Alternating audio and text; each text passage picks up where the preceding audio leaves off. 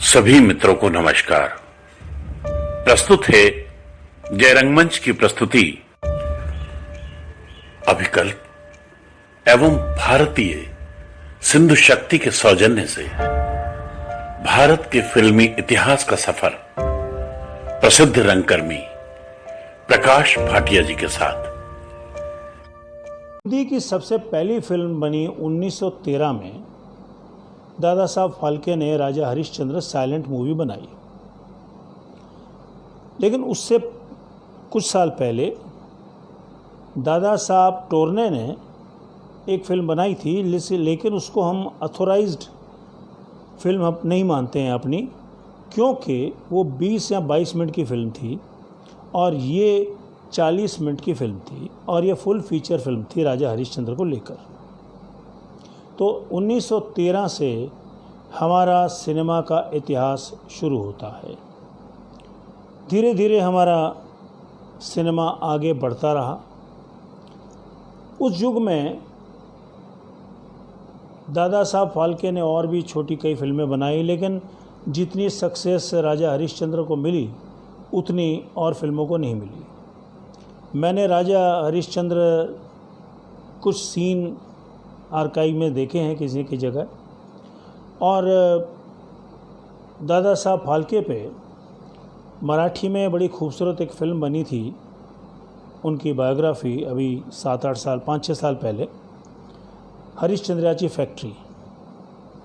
वो मैंने देखी, बहुत खूबसूरत फिल्म थी। अगर आप भी वो फिल्म देखें तो आपको अपना हेरिटेज, हमारी हिंदी फिल्मों का हेरिटेज या फिल्म का हेरिटेज हमें पता चलेगा। बॉम्बे का वर्थ सीइंग है, किस तरह वो शख्स इंग्लैंड से जाके सीख के आता है, अपने धोती कुर्ते और कोट एक पहन के, जिस डायरेक्टर के पास, उसका मुझे नाम याद नहीं उस डायरेक्टर का, उसके डायरेक्ट ऑफिस में घुस जाता है और पहली लाइन कहता है, will you teach me film making.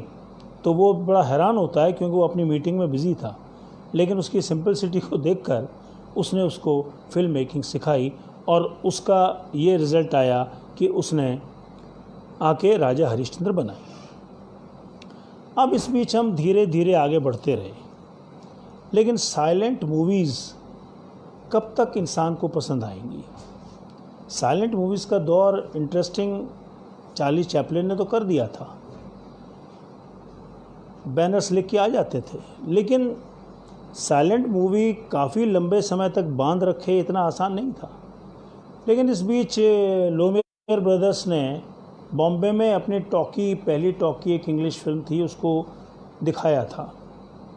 तो उस ज़माने के बॉम्बे के बहुत बड़े डायरेक्टर थे आर्देश्वर ईरानी, जो साइलेंट फिल्में बनाया करते थे।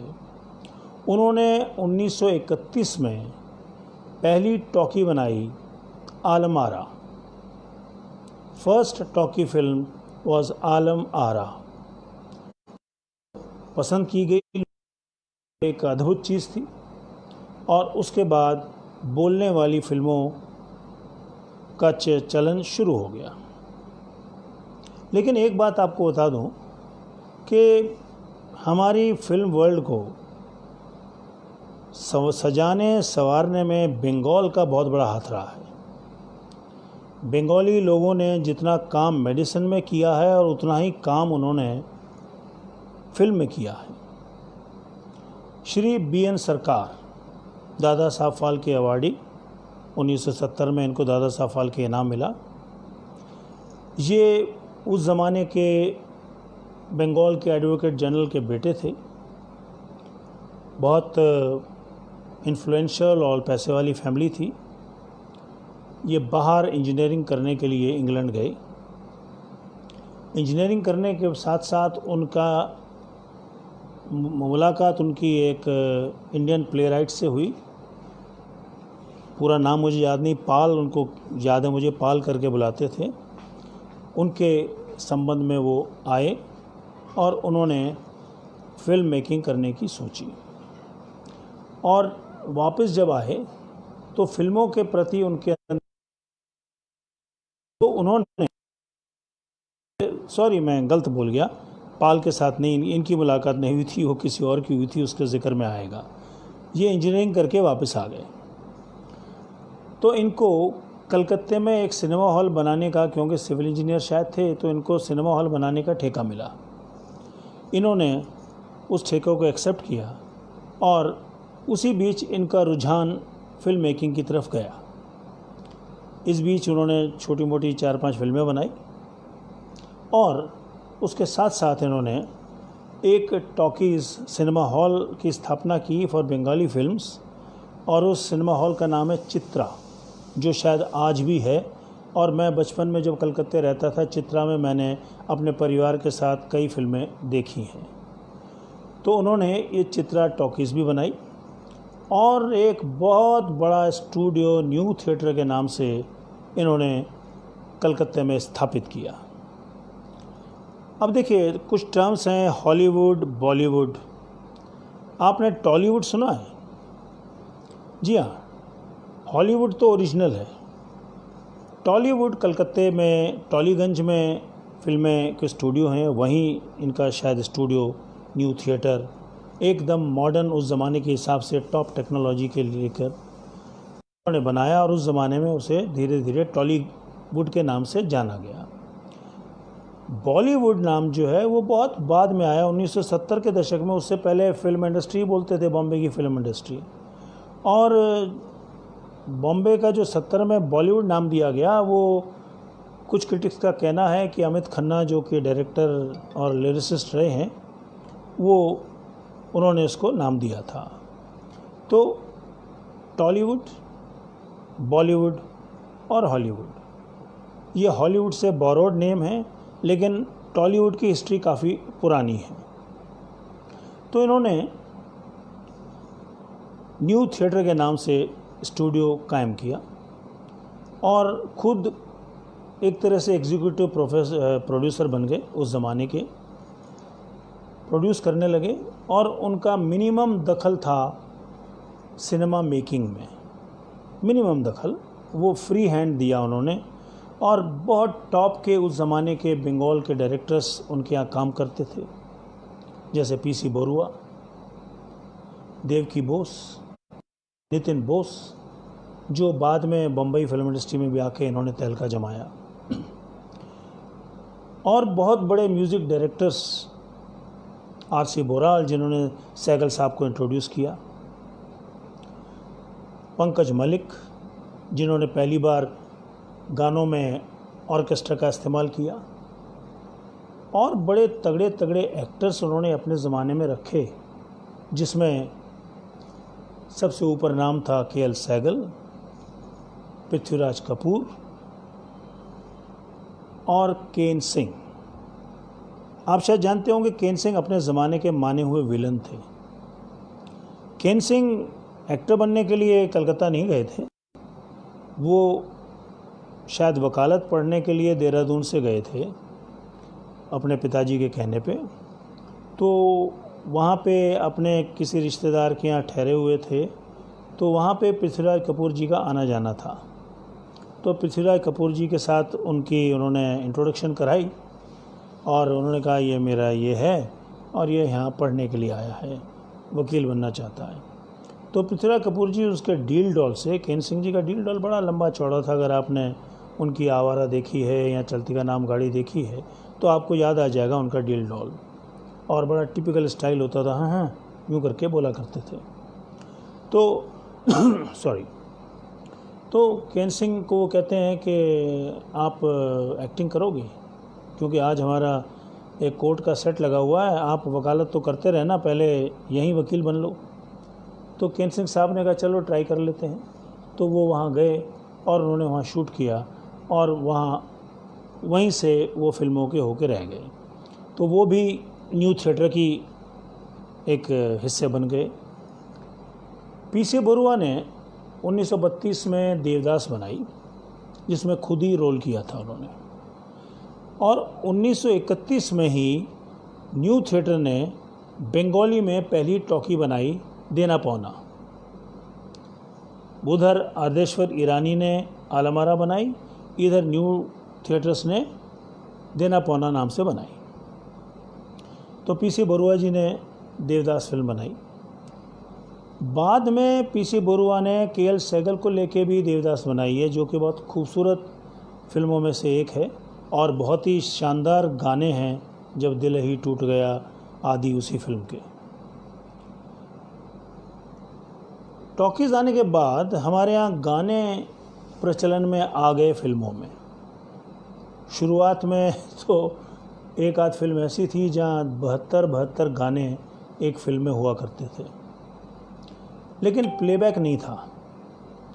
प्लेबैक बिल्कुल नहीं था। जो एक्टर था वही सिंगर हुआ करता था और वही गाना सेट पे उसी तरह से गाता था। ऑर्केस्ट्रा पूरा बैलगाड़ी पे म्यूजिशियंस चलते थे, पेड़ के ऊपर बैठे होते थे, बाय साइड में बैठे होते थे, इस तरह से गाने बनते थे। तो सबसे पहला प्लेबैक सिंगिंग बंगाल में भाग्य चक्र पीसी बरुआ की बंगाली फिल्म थी 1935 में, जिसमें पहली बार प्लेबैक सिंगिंग इंट्रोड्यूस हुई। और प्लेबैक सिंगिंग में सिंगर्स थे केसी डे और कानन देवी, जिसको कानन बाला भी बोला जाता है।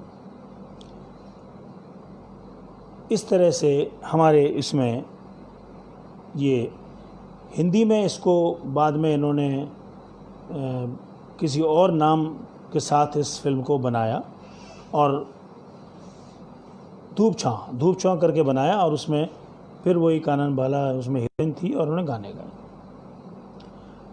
अब धीरे धीरे सिनेमा बढ़ता रहा, बंगाली भी फिल्में बनती थी और हिंदी फिल्में भी यहाँ बननी शुरू हुई और बहुत ही मजबूत इंस्टीट्यूट बन गया, वो एक इंस्टीट्यूशन बन गया न्यू थिएटर।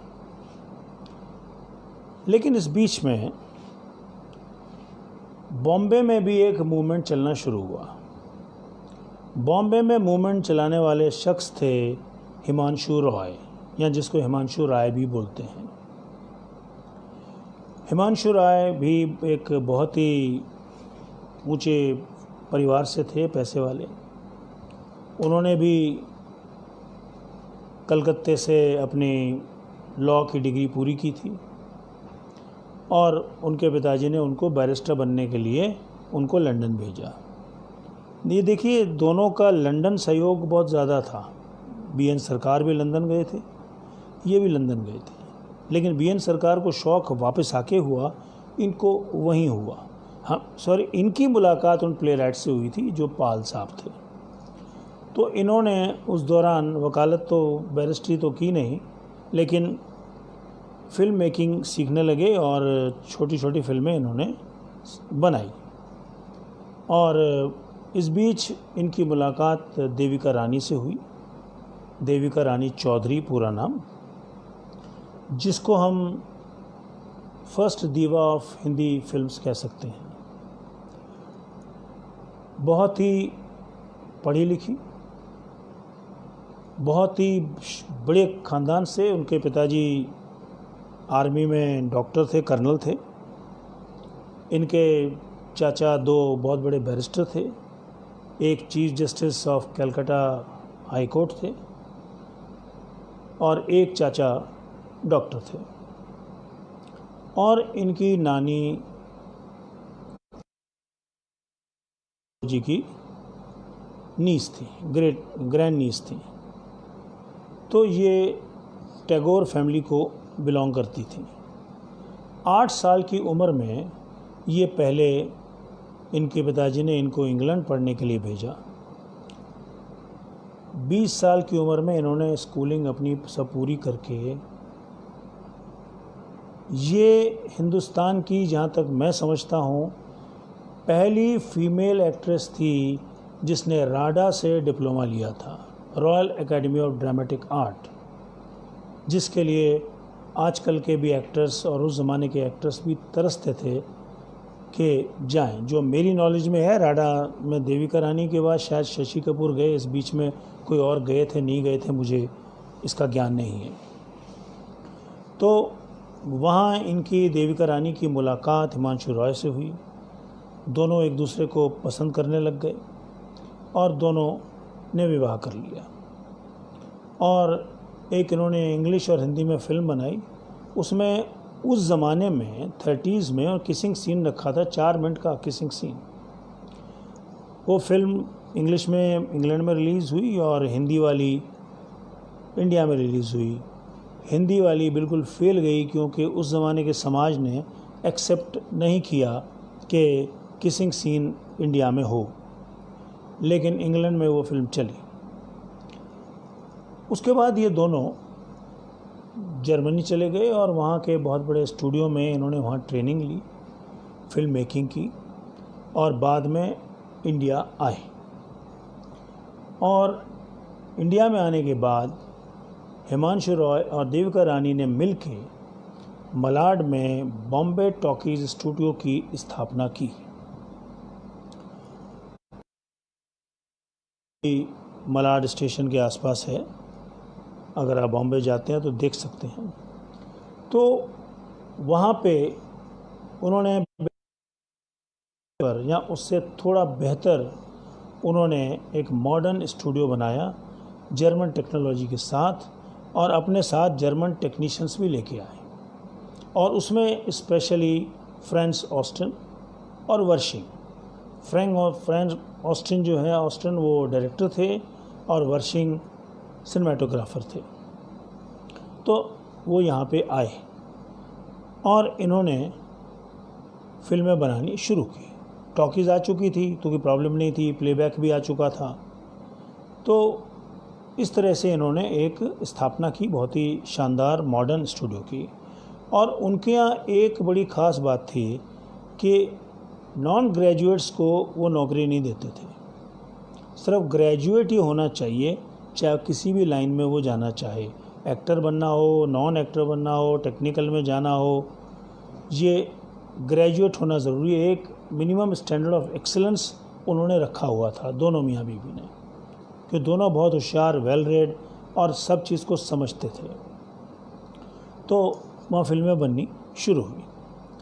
अब हुआ क्या कि देविका रानी उनकी पत्नी थी और देविका रानी उनकी मेन हीरोइन भी थी। तो देविका रानी ने क्या किया, एक फ़िल्म बन रही थी जिसमें नजमुल हसन हीरो थे। तो देविका रानी बहुत खूबसूरत थी, चंचल भी शायद थी, और हिमांशु रॉय बड़े सीरियस आदमी थे, वो बड़े सीरियसली अपने काम को करते थे। तो जितना मुझे महसूस होता है, शायद कुछ उन्होंने अपने आप को नेगलेक्ट फील किया देविका ने, तो नजमुल हसन के साथ अफेयर हो गया उनका, और वो नजमुल हसन के साथ भाग गई और फिल्म वहीं की वहीं रुक गई। तो किसी न किसी तरह देविका रानी को वापस लाया गया और फिल्म आगे चलानी शुरू हुई। लेकिन फिल्म जो है, हिमांशु रॉय ने कहा कि मैं नजमुल हसन को लेके नहीं करूँगा। तो सबने कहा भाई हीरो कहाँ से आएगा? तो उन्होंने कहा जो हमारा एडिटिंग रूम में है उसको बुलाओ। अब उस शख्स को बुलाया गया, उसको कहा भाई आप एक्टिंग करेंगे।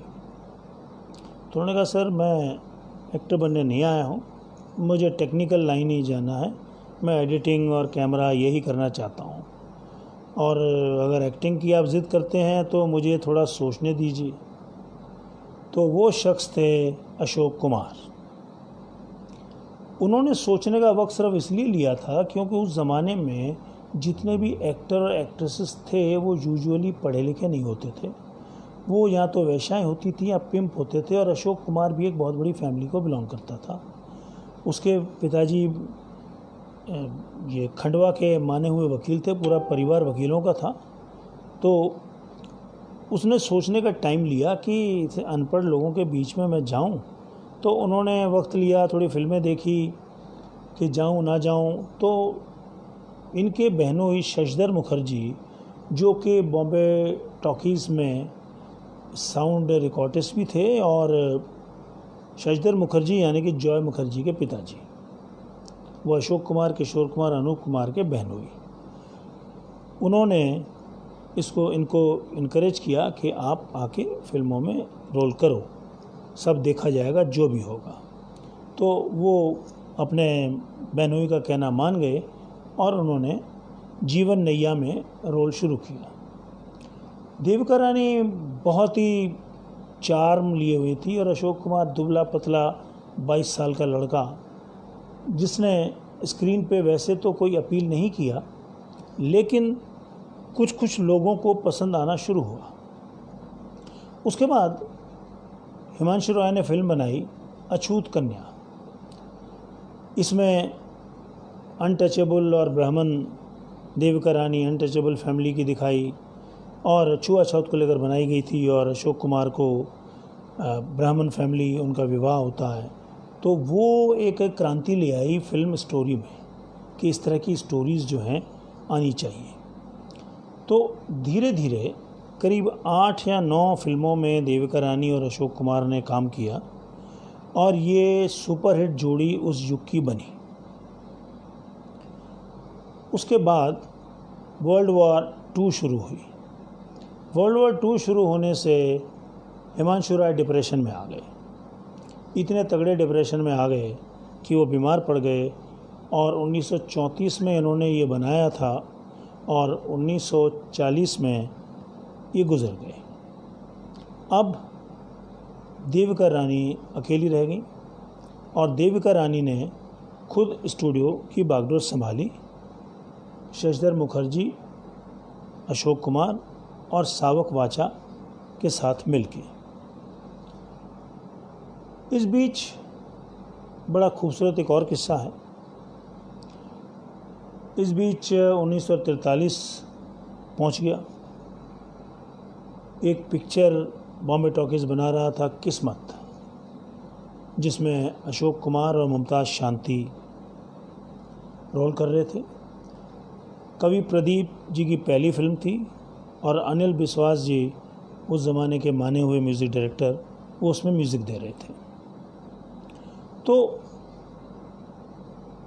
ये फिल्म उस युग की सुपरहिट पिक्चरों में से बन गई। जब ये रिलीज़ हुई तो इस फिल्म ने सारे रिकॉर्ड तोड़ दिए, जो कि वो रिकॉर्ड, रनिंग रिकॉर्ड जो है 3.5 साल कंटिन्यूस चलने का, कलकत्ता के रॉक्सी सिनेमा में, जो शोले ने आके 1975-76 में तोड़ा। और इस फिल्म ने उस युग में लगभग 66 लाख का बिज़नेस किया, जो आज के युग में 400-500 करोड़ का माना जाता है। मतलब ये मान लीजिए कि वो इनकम जो बाहुबली जैसों ने की वही हुआ। उस फिल्म में पहली बार किसी हीरो ने एंटी हीरो का रोल किया। एंटी हीरो का मतलब जेब कतरा बन गया, कुछ विलेनिश ग्रे शेड वाले रोल किए। उससे पहले बड़े फरमाबरदार होते थे हीरो। बाप ने कहा बैठ जाओ, बैठ गए, माँ ने कहा बैठ जाओ, बैठ गए, यहाँ शादी नहीं करनी, रोते थे और कुछ नहीं करते थे। लेकिन ये फिल्म सुपरहिट होने से इसमें छोटे अशोक कुमार का रोल महमूद साहब ने किया था। जब महमूद साहब 8 साल के थे, महमूद के फादर मुमताज़ अली बॉम्बे टॉकीज़ में जॉब किया करते थे। बॉम्बे टॉकीज़ में बड़े बड़े दिग्गज नाम काम करते थे। उन दिग्गज में एक नाम सादत हसन मंटो और राजा मेहंदी अली खां का मैं नाम लूँ, और उपेंद्र नाथ अश्क जो ये राइटर थे। ये 3 बड़े राइटर थे। राज कपूर यहाँ जॉब किया करते थे और अमिया चक्रवर्ती के असिस्टेंट डायरेक्टर हुआ करते थे, खुद डायरेक्टर बनने से पहले। इस बीच अशोक कुमार उस युग में 5,000 रुपये सैलरी पे थे और 1943 की 5,000 सैलरी आप समझ सकते हैं क्या होती होगी। आप इससे जुड़ा मैं बड़ा इंटरेस्टिंग किस्सा आपको सुनाता हूँ। दिलीप कुमार साहब, यूसुफ साहब, इनको तो आप जानते ही हैं। दिलीप कुमार साहब ने कोई फिल्म तो देखी नहीं थी। क्रैफोर्ड मार्केट में उनके पास फ्रूट के विक्रेता थे। फ्रूट मतलब रिटेल में नहीं, होलसेल में। उनके पेशावर में बागान थे उनके परिवार के। पेशावर से वो बिफोर पार्टीशन ही अपने पिताजी और फैमिली के साथ बॉम्बे आ गए थे। तो हुआ यूँ कि इधर आ गए जब, तो यहाँ पे फिर वही वर्ल्ड वार 2 हुई तो इनका उधर से फ्रूट आना प्रैक्टिकली कम हो गया। तो उन्होंने नैनीताल वगैरह में कुछ बाग खरीदे, उससे कुछ काम चलाते रहे, लेकिन घर की माली हालत बहुत अच्छी नहीं थी। तो दिलीप कुमार ने सोचा कि मैं कोई बिज़नेस कर लूँ। घर से लड़ झगड़ के पूना चले गए, पूना के आर्मी मेस में काम करने लगे और शाम को स्विमिंग पूल पे जहाँ अंग्रेज़ बैठते हैं, अब बैठते थे वो फ़ौजी, उनके लिए सैंडविचेस बनाते थे। और ये कहा जाता है कि बॉम्बे में उस ज़माने में दिलीप साहब से बढ़िया सैंडविच कोई नहीं बना सकता था। तो दिलीप साहब फिर वापस रो पीट के बॉम्बे आ गए। माँ बाप ने बुला लिया, माँ से बहुत अटैच थे, पेशावर जा नहीं पाते थे। हाँ, पेशावर से एक और इसमें किस्सा मैं जोड़ता हूँ। पृथ्वीराज कपूर इनके पिताजी के बहुत अच्छे दोस्तों में से थे। तो क्योंकि कपूर ख़ानदान भी पेशावर का था, पड़ोसी थे ये। और पृथ्वीराज कपूर बहुत खूबसूरत थे, मतलब जितने खूबसूरत शमी कपूर और शशि कपूर थे, इनसे भी ज़्यादा मस्कुलर भी थे, देखने में भी उस ज़माने में ही मैन लगते थे। तो वो चले जाते थे उनके घर मिलने। तो ये कहा जाता है कि जब भी पृथ्वीराज कपूर मिलने आता था तो उस घर की जितनी भी औरतें थी वो पर्दे में से पहुंच जाती थी सिर्फ उसकी शक्ल देखने के लिए। तो आप समझ सकते हैं कि वो कितने खूबसूरत थे। तो अब ये बॉम्बे वापस आ गए दिलीप कुमार साहब। अब सोच रहे थे कि मैं घर के लिए क्या करूं, कुछ काम तो मिल नहीं रहा। तो इन्होंने किसी से बातचीत की थी कि फ़ौजियों को सेकेंड वर्ल्ड वार में चारपाइयों का ठेका अगर दे सको तो ये क्रैफोर्ड मार्केट से बस पकड़ के चर्च गेट आए। चर्च गेट से लोकल पकड़ रहे थे दादर जाने के लिए। तो वहाँ पे मसानी साहब इन्हें मिले। मसानी मतलब मीनू मसानी, जो कि एमपी भी रहे, वकील भी थे और पॉलिटिशियन थे। वो इनके फैमिली फ्रेंड्स थे। उन्होंने कहा तुम कहाँ जा रहे हो? कहने लगा मैं ऐसा ऐसा है, घर के लिए काम वाम के लिए कुछ ठेके की बात की है। तो उन्होंने कहा यार मैं तुम्हें नौकरी दिलवा दूँ, तुम करोगे? कहने लगा हाँ मैं नौकरी कर लूँगा, अगर नौकरी मिल जाती है तो नथिंग लाइक इट। तो उन्होंने कहा ठीक है तो मेरे साथ चलो, मलाड चलो। तो इन्होंने कहा भाई मेरे पास तो पास दादर तक का है, आगे तो मैं जा नहीं सकता। उन्होंने कहा कोई नहीं, मैं तुम्हारा पास कटवा देता हूँ। उन्होंने टिकट या पास जो भी था लेके इनको दिलवा दिया और इनके साथ मलाड गए। कहने लगा मेरा क्लाइंट है वहाँ, मुझे बहुत ज़रूरी काम है, मैं उनसे तुम्हारी बात कर दूँगा। अब वो जल्दी जल्दी में टैक्सी कहते, जबकि वो तांगे का डिस्टेंस था, वो बहुत दूर नहीं था, लेकिन टैक्सी पकड़ी। बॉम्बे में देखिए टैक्सी तब भी मिल जाती थी एक छोटे डिस्टेंस पे। तो टैक्सी में बैठ के वो बॉम्बे टॉकीज़ पहुँचे। ये पहली बार इन्होंने कहा मुझे यहाँ कहाँ ले आए? वो कहता है यहाँ जॉब है। उन्होंने कहा कोई अकाउंट्स का होगा या कुछ होगा। सीधा देविका रानी के पास ले गए, क्योंकि मीनू मसानी जी जो हैं वो बॉम्बे टॉकीज़ के कंसल्टेंट थे, लीगल कंसल्टेंट और फाइनेंशियल कंसल्टेंट भी थे उस ज़माने में। तो उन्होंने इंट्रोड्यूस कराया देविका रानी से इनको। देविका रानी इनको ताड़ती रहीं और इनसे बात करती रहीं, और बात से इनको लगा कि इनकी उर्दू बहुत शानदार है। वैसे भी दिलीप साहब की लैंग्वेज बहुत शानदार है, कमांड है, चाहे वो इंग्लिश बोलते हों, चाहे हिंदी बोलते हों या उर्दू बोलते हों। आपने फिल्में देखी होंगी कितना खूबसूरती से वो बोलते हैं। तो उन्होंने कहा देविका जी ने उनसे कि आप फिल्मों में काम करेंगे, मैं आपको 1250 रुपये महीना दूंगी। 1250। 1943 किस्मत की शूटिंग चल रही थी उन दिनों। दिलीप साहब को कुछ समझ नहीं आया। दिलीप साहब ने कहा, उस टाइम यूसुफ, दिलीप कुमार तो नाम नहीं था उनका, यूसुफ साहब को कुछ समझ नहीं आया। उन्होंने कहा जी मुझे एक्टिंग तो आती नहीं है। तो देविका जी ने उनसे कहा कि आप कौन सा काम करते हैं? कहते हैं फ्रूट का। आपको फ्रूट की अच्छे बुरे की पहचान क्या एक दिन में आ गई थी? कह रहे नहीं जी, मैं अपने दादा से सीखा, अपने फादर से सीखा। तो कहता वही हम सिखाएंगे आपको।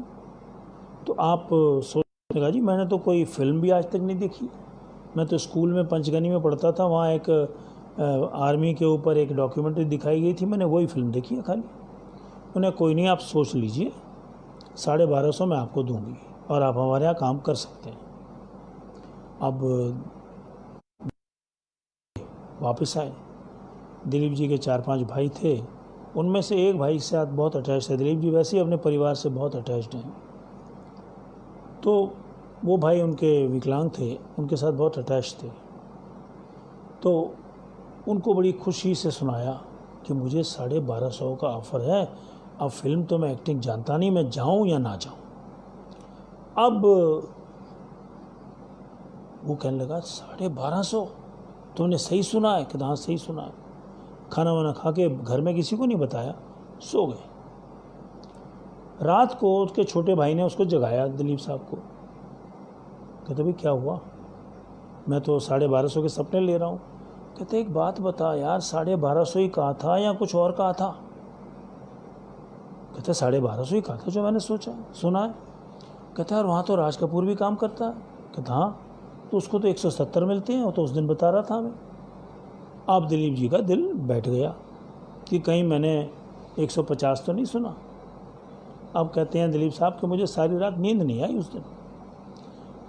सुबह उठते ही उन्होंने बाहर जाके लोकल फ़ोन से मसानी साहब को फ़ोन मिलाया कि भाई वो नहीं, मसानी साहब के ऑफिस पहुंच गए कि मसानी साहब वो 1250 कहा था। उन्होंने कहा भाई जहाँ तक मुझे भी याद है 1250 कहा था, मैं तुम्हारे सामने फिर पूछ लेता हूँ।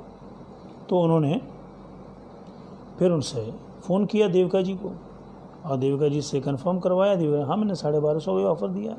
और उन्होंने कहा हाँ भाई 1250 बोला। अब पहली बार इस तरह दिलीप साहब बॉम्बे टॉकीज़ पहुँचे। जैसे वहाँ पहुँचे, ज्वाइन किया। वहाँ भी रैगिंग होती है उस ज़माने में, जैसे आजकल कॉलेजों में होती है, वैसे उस ज़माने में आप अप्रेंटिस ही थे एक तरह से, आप वहाँ सीख के ही काम करते थे। मतलब ये बड़ी मज़ेदार नौकरी थी कि सिखाएं भी और तनख्वाह भी दें और स्टार भी बनाएं। तो वहाँ डेविड साहब जो गंजे पुराने हमारे एक्टर, उन्होंने खूब इनकी रैगिंग भी की थी। तो इनकी सबसे पहली मुलाकात जिनसे इन्होंने हाथ मिलाया बॉम्बे टॉकीज़ में, उन्हें अशोक भैया करके ही बुलाते रहे टिल एंड। और उनको इनिशियल एक्टिंग अशोक कुमार साहब ने सिखाई। अशोक कुमार साहब जो एक्टिंग की थ्योरी अपनाते थे वही थ्योरी को इन्होंने आगे और पॉलिश किया और उसको एक प्रोफेशनल आउटलुक दिया। अब इस बीच भी हिलने लगी, इतनी बुरी तरह हिलने लगी कि 2 गुट बन गए, एक देविका रानी अकेली और दूसरी तरफ बाकी सब लोग प्रैक्टिकली, जिसमें शशिधर मुखर्जी, अशोक कुमार, मंटो, ये अपने उपेंद्र नाथ अश्क, इन सब ने कैंप बन गए 2। अब हुआ क्या कि जो फिल्म देविका रानी प्रोड्यूस करे वो फिल्म फेल हो रही है और जो फिल्म अशोक कुमार और शशिधर मुखर्जी प्रोड्यूस कर रहे थे वो हिट हो रही है। ये सारी रिफ्ट शुरू हुई किस्मत से, क्योंकि किस्मत शशिधर मुखर्जी के देख रेख में बनी थी और वो सुपर हिट हुई, खूब पैसा कमाया। ठीक है, पैसा स्टूडियो में बटा, लेकिन नाम उनका ज़्यादा हो रहा था, इनका देविका रानी का नाम ख़त्म होता जा रहा था। तो 2 गुट बन गए। जैसे देश के बंटने के दिन आ रहे थे, बॉम्बे टॉकीज़ के भी बंटने के दिन शुरू हो गए। तो इस बीच शशिधर मुखर्जी, अशोक कुमार, ये सारे बॉम्बे टॉकीज़ छोड़ के इन्होंने फिल्मिस्तान की स्थापना की। फिल्मिस्तान स्टूडियो आज भी SV रोड गोरेगांव में है। शशिधर मुखर्जी की फैमिली का है, अब अशोक कुमार जी की फैमिली ने उनमें से विड्रॉ कर लिया था। और जितने भी फिल्मिस्तान नाम से सिनेमा हॉल थे उस ज़माने में, वो भी अशोक कुमार और शशिधर मुखर्जी के ही थे। तो अब इधर दिलीप साहब बॉम्बे टॉकीज और कुछ फिल्में उन्होंने वहाँ की।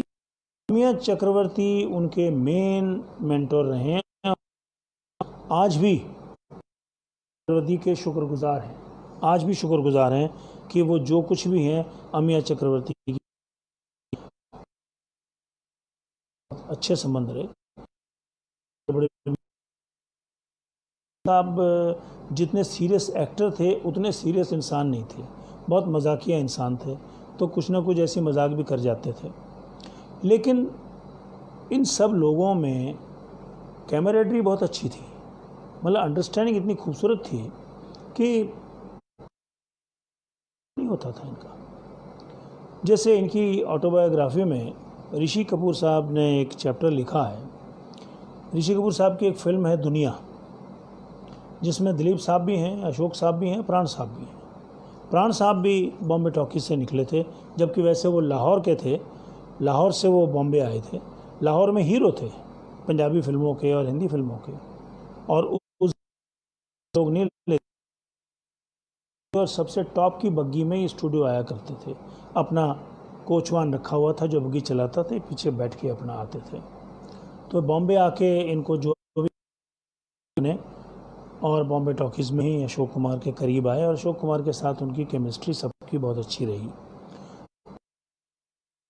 वहाँ पे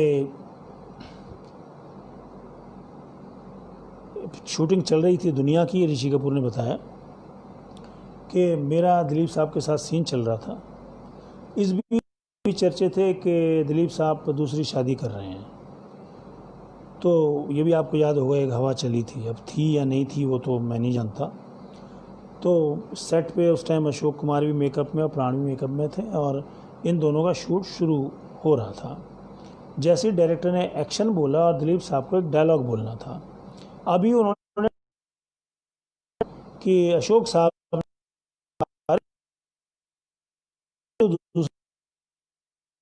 एक तो संभलती नहीं तो दो दो कैसे संभालेगा।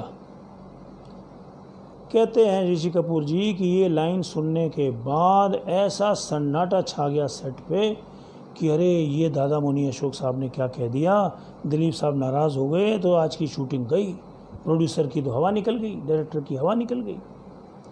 लेकिन वहीं से दिलीप साहब ने आवाज़ दी, अशोक भैया ये बहुत सीरियस मैटर है, मैं मानता हूँ, लेकिन मैं ज़रा ये सीन कर लूँ फिर आके आपसे इस पर डिस्कशन करता हूँ। इतना बोला, इस बीच तीनों, तो वो कहता है ऋषि कपूर कि मैं दंग हो गया। आज हमारे फिल्म इंडस्ट्री में इतनी राइवलरी है और ये लोग इतने बड़े नाम और कोई राइवलरी नाम की चीज़ नहीं, इतने खूबसूरत तरीके से ये अपनी बात को कह गए, उन्होंने भी जवाब दे दिया, ना शूट में प्रॉब्लम ना कुछ प्रॉब्लम, यानी कि इतनी अच्छी केमिस्ट्री कि कोई बुरा नहीं मानेगा। वो मज़े भी ले लिए, काम भी हो गया, छेड़ भी दिया, टाइम भी पास करे। से बॉम्बे टॉकीज़ से धीरे धीरे बॉम्बे टॉकीज़ ख़त्म हुई। बॉम्बे टॉकीज़ देविका रानी ने बेची, और खरीदने में अशोक कुमार जी एक रशियन पेंटर रॉजर्स के साथ शादी करके उसके स्टेट में बेंगलोर में जाकर 92 या 97 में देविका रानी की डेथ हुई। उसने फिर बाद में मुड़ के, और ये भी मैं बता दूं कि मैं काफ़ी साल पहले एक, जब ब्लैक एंड वाइट टीवी का ज़माना था, कोई प्रोग्राम हो रहा था, वहाँ पे फिल्म एक्ट्रेस आए हुए थे जिसमें अशोक कुमार साहब भी थे और देविका रानी भी आई थी। तो देविका रानी मतलब इतना फिल्मों से कट चुकी थी कि वो एक से पूछती हैं कि ये कौन है, मतलब उनको ये भी नहीं पता था कि ये अशोक कुमार है, मतलब ऐसा उन्होंने अपने आप को दूर कर लिया था। अशोक कुमार साहब ने टेक ओवर किया देखभाल, फिल्मिस्तान शशिधर मुखर्जी देखने लगे, ये इधर देखने लगे, जबकि दोनों जॉइंट पार्टनर्स थे। सावक ख्वाजा बॉम्बे टॉकीज़ के ज़माने का उनका पुराना साउंड रिकॉर्डिस्ट था। दोनों बॉम्बे टॉकीज़ मलाड को देखने लगे। इस बीच इस्मत चुगताई, जो कि उर्दू की बहुत मानी हुई लेखिका रही हैं, और उनके पति शाहिद लतीफ़, वो एक फ़िल्म बना रहे थे ज़िद्दी अशोक कुमार को लेके। लेकिन अशोक कुमार थोड़े रिलक्टेंट थे रोल करने में, क्योंकि 47-48 की बात थी।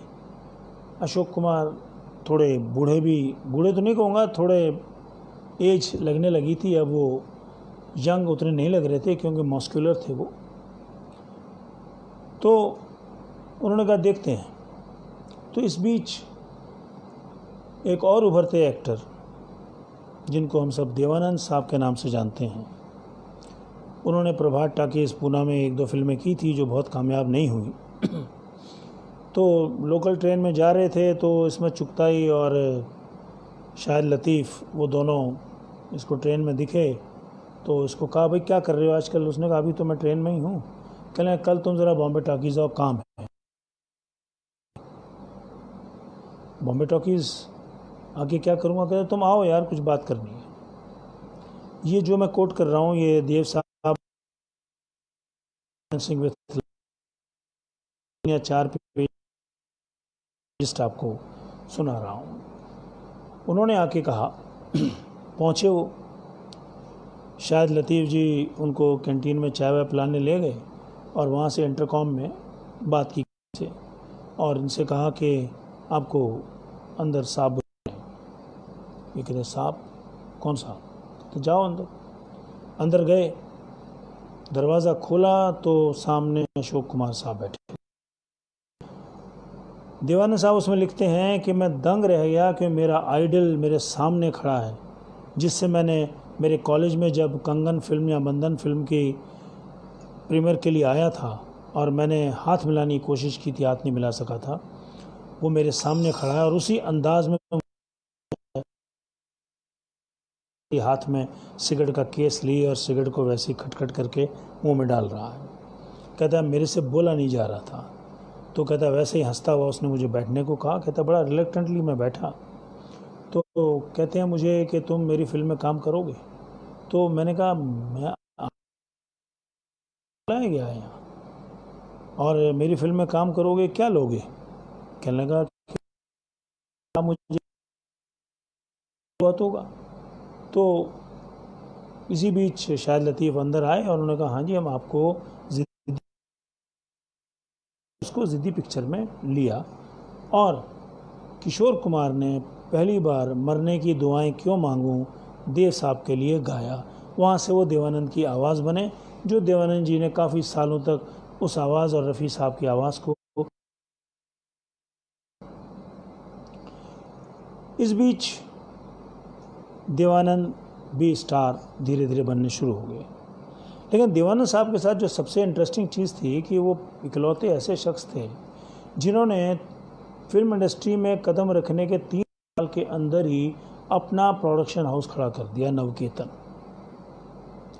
और अशोक कुमार के वो इतने एहसान मानते थे अंदर से, जबकि एक ही फिल्म में अशोक कुमार ने उनको चांस दिलवाया था, वो पिक्चर चल निकल गई। वो उसी किताब में लिखते हैं रोमांसिंग विद लाइफ में कि मैं सालों तक सोचता रहा कि मैं ये जो इन्होंने मुझे मौका दिया मैं उतारूं कैसे।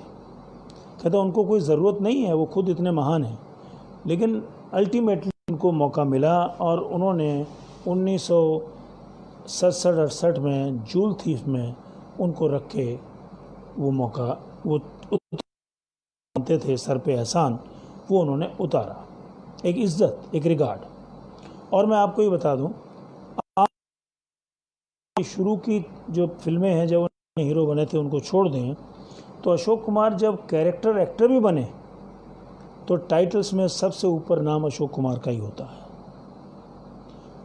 अगर आप जूल थीफ देखें तो जूल थीफ के टाइटल ट्रैक में ये लिखा हुआ है नव देवानंद प्रेजेंट्स अशोक कुमार केतन्स Jewel Thief starring Devanand Vyjayanti Mala वगैरह वगैरह वगैरह। कौन देता है, मानता है किसी का? उस जमाने में कोई राइवल। 3 त्रिमूर्ति, राज कपूर साहब, दिलीप साहब और अशोक, इन लोगों की फिल्म रिलीज़ होना मतलब लोगों को आनंद आना और प्रोड्यूसर्स की चांदी होना।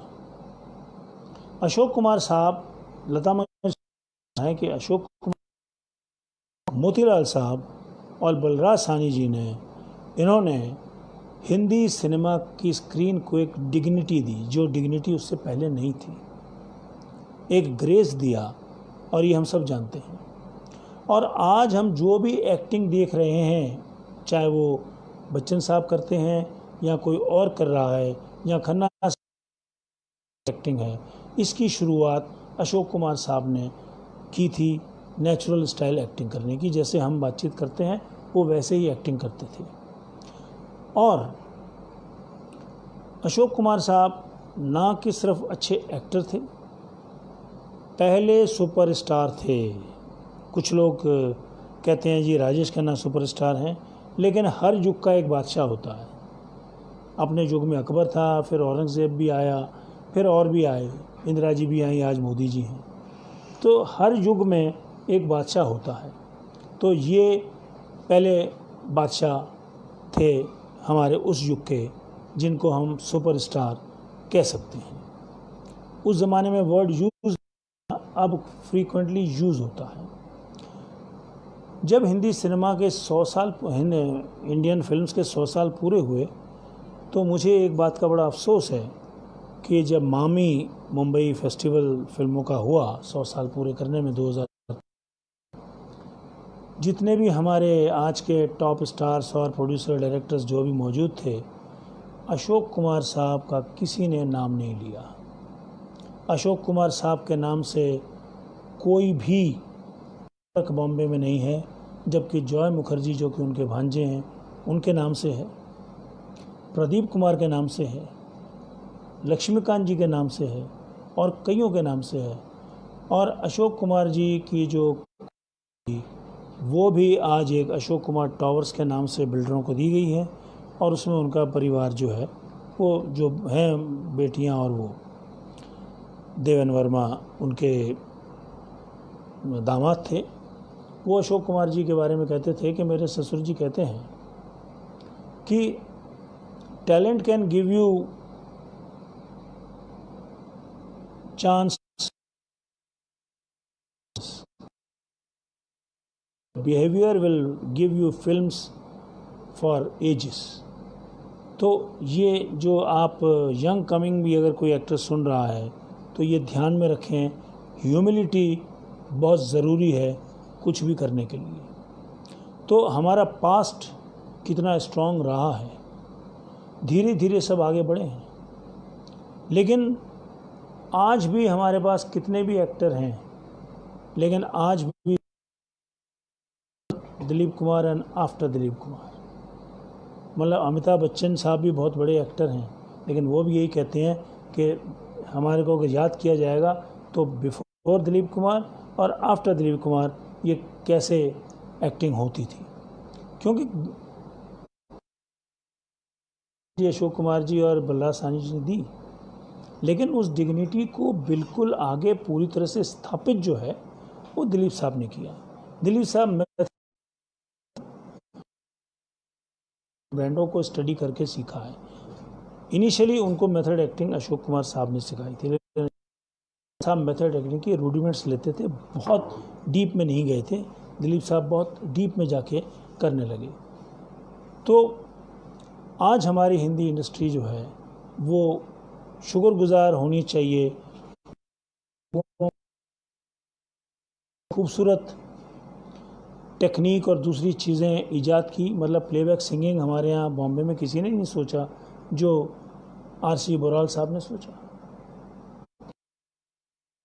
में बॉम्बे टॉकीज़ भी ख़त्म हुआ और 1953 में न्यू थिएटर्स भी ख़त्म हुआ। उससे पहले सारे एक्टर्स और डायरेक्टर्स जो वहाँ के थे वो बॉम्बे आ चुके थे, और पृथ्वीराज कपूर बॉम्बे आ गए, के.एल. सहगल साहब उतना बॉम्बे में पैर नहीं जमा सके जितना वो कलकत्ता न्यू थिएटर्स में उनके पैर जमे हुए थे। दूसरा, के.एल. सहगल साहब को एक बुरी लत थी जिन्होंने अपने आप को, उनके शरीर को खोखला करती चली गई। उनके लिए अमिया चक्रवर्ती साहब कहते हैं कि Sehgal was a wonderful singer, great actor, and one of the finest human beings he has ever seen. Prithviraj Kapoor साहब भी तब तक काफ़ी एज हो चुकी थी, कैरेक्टर एक्टर्स में आ गए। अशोक कुमार साहब ने बड़े राइट टाइम में कैरेक्टर एक्टर की तरफ स्विच ओवर किया। मेरे ख्याल में हावड़ा ब्रिज वगैरह उनकी शायद आखिरी हीरो की फिल्मों में से थी। उसके बाद वो अपना वो स्टार स्टेटस मेंटेन करते हुए वो वापस उसी लेवल में एज ए कैरेक्टर एक्टर चले और उन्होंने कैरेक्टर एक्ट्रेस में बड़ी शानदार काम किए। उनकी जो सांस फूलने की आदत थी वो कोई एक्टिंग का स्टाइल नहीं था, उनको अस्थमा हो गया था।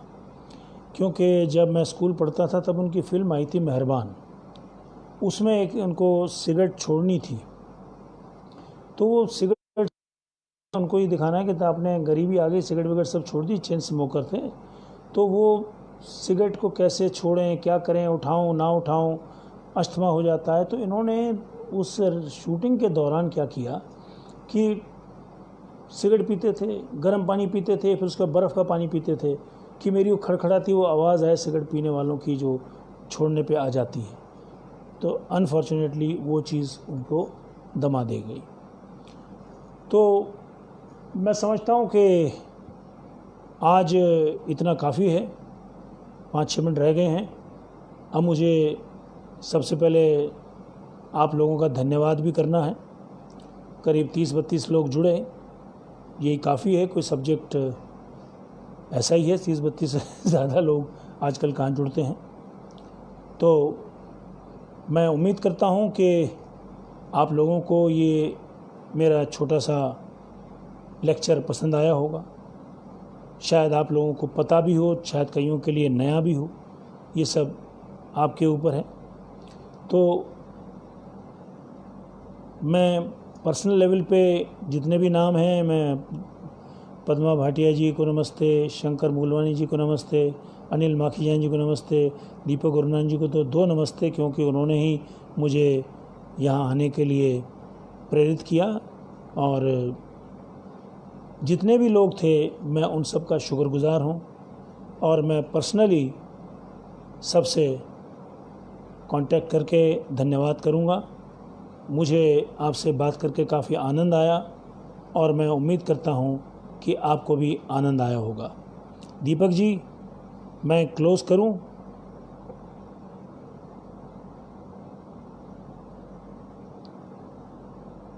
दीपक जी टाइप कीजिए तो मैं क्लोज़ करूं, नहीं तो अगर कुछ और बोलवाना हो तो मैं बोल दूंगा।